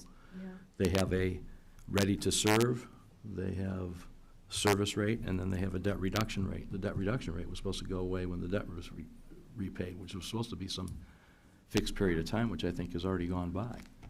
So And it that's never still went not into- repaid. that Never Yeah, went so into effect or never whatever their was assumptions charged? were, we haven't met them. Okay. Right. What other things you had on there? You had a couple other. I just had some things to noodle on, which was, this was an investment by the community to do this in the first place, that to make all of the people that are just using it pay for it isn't fair. Right. 2, we need to have a cost goal with the water. We need to meet our industrial district. These are suggestions that I'm having. I mean, these Our are to industrial- noodle on next week, just for thoughts. But it is, our industrial district is metered. But we need to have a way to have a rate structure that has an off-peak and an on-peak Which is rate, something so we- that there's a penalty to use it during off-peak.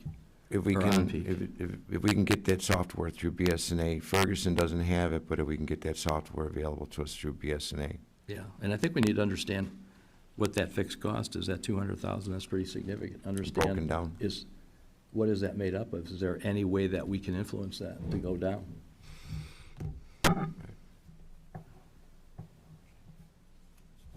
Yeah, just some things to think about before next week. Okay. Well, if nobody else, any more discussion? Is anybody else in the audience before we adjourn the meeting? Treese, go ahead. Just a quick question. Mike, you were mentioning that, that structure that Paul and Deb put together for the sewer didn't cover the debt. It did. Huh? The rate structure they put together had a rate reduction. Part of the rate is rate reduction. Right, but you said it wasn't enough to cover the debt, but we're not in the red on that, so isn't that covering the debt, or no? We are in the red. We still have a sewer debt. The sewer rates are going up. Well, how come it's not it's showing that we are in the positive of 146,000 on the sewer? Was that for the That's last the year? eight-year, Yeah. the 8-year total, but, you know, it varies, and we have to build that up. This is just looking at the operating income or loss for these funds. There's some other items that go into it, long-term, you know, items and stuff. So overall, this particular 8-year total is at 146,000. I didn't go back in the vault to go back even further. Right, but if we keep up at the rate we're going with that sewer, we shouldn't be going in the red on the sewer then, correct? Hopefully, yes. Okay. And Mike, It's just a significant price increase. Yeah. What were you going to say? Brian Baker is Macomb County's representative on the Great Lakes Water Authority, and he's the finance and budget director for the city of Sterling Heights. So should you want to get a hold of him? Okay, absolutely. Yeah. And I think that I think Paul and Debbie were counting on more taps being sold and more users getting on. I think we should use every resource. I would contact Don Brown, too, who's our Macomb County Commissioner. We should contact him, is right. Do you want to take that initiative? I'll take that initiative. All right, I think you would be the right man for that job. So Okay. Frank's contacting Don, I'm contacting Anyways, Paul and Debbie. Mike's gonna contact Brian Baker. Mr. Baker. And if that all doesn't work, we could call Bubba. So thank you, everybody, for coming out. We're working on this, and just we'll keep you posted. But thanks for all your comments and everybody for taking time out of your day to come out Thanks, here Rhonda. tonight. Thank you. Thank you. Have a good night, everybody. Thanks, Rhonda, for being here. Thanks. Thank you, Rhonda, for everything. Yeah, really, everything. Sorry to be the bearer of bad news. You're not.